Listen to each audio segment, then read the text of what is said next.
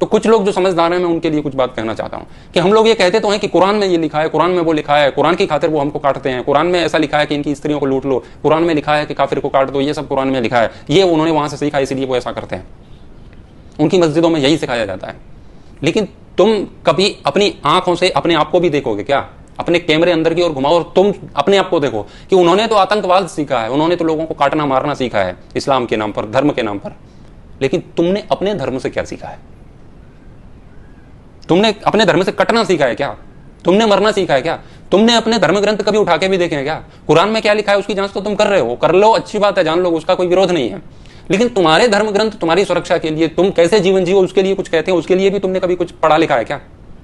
यदि 25 करोड़ के झुंड से 90 करोड़ लोगों का झुंड डरता है, तो 90 करोड़ के झुंड को चाहिए कि वो 25 करोड़ लोगों के झुंड की किताबों में ताक झांक न करके अपनी किताबों में ताक झांक करें कि तुम्हारी किताबों में क्या लिखा है। जब एक व्यक्ति 10 को मार रहा है तो 10 को देखना चाहिए कि हम कितने कायर हो चुके हैं। छोटी सी बात हुई नहीं कि मिमियाने लगते हो, कोई भी बात हुई नहीं मिमियाने लगते हो, हाय मर गए, हाय तौबा, ये हो गया, पता नहीं अब कहां जाएंगे, और पलायन करते हैं, भागते फिरते हैं। अभी भी कश्मीर से फिर भाग रहे थे, कहां तक भागोगे? यही सिखाया है तुम्हारे सनातन धर्म ने। मजहब ने तो सिखा दिया उसने धर्म के नाम पर लूटना, लेकिन तुम्हारे धर्म ने क्या तुम्हें कोने कुचारे में घुसना सिखाया है क्या? तुम नारे तो लगाते हो, गर्व से कहो हम हिंदू हैं, किस बात का गर्व है? क्या तुम्हें इस बात का गर्व है कि तुम हर बात पर डर जाते हो और अपने कोने में घुस जाते हो, अपनी जान बचाते हो, कभी किसी पर अटैक नहीं करते हो अपनी जान बचाने के लिए? इस बात पर गर्व है? कोई भी तुम्हारी बहन बेटियों को मारता है, काटता है, लफ्ज याद कर रहा है, उठा के ले जाता है और तुम कुछ नहीं कहते हो। ये सिखाया तुम्हारे सनातन धर्म ने। अपनी पुस्तकें उठा करके देखो, तुम्हारे ग्रंथ तुम्हें क्या सिखाते हैं। मोहम्मद ने उनको जो सिखाया वो सिखा दिया, लेकिन राम तुम्हें क्या सिखा के गए वो तुमने नहीं सीखा। कृष्ण तुम्हें क्या सिखा के गए तुमने नहीं सीखा। कायरता का चोला ओढ़ करके बैठे हुए 90 करोड़ लोग 25 करोड़ लोगों से डर रहे हैं, हद है।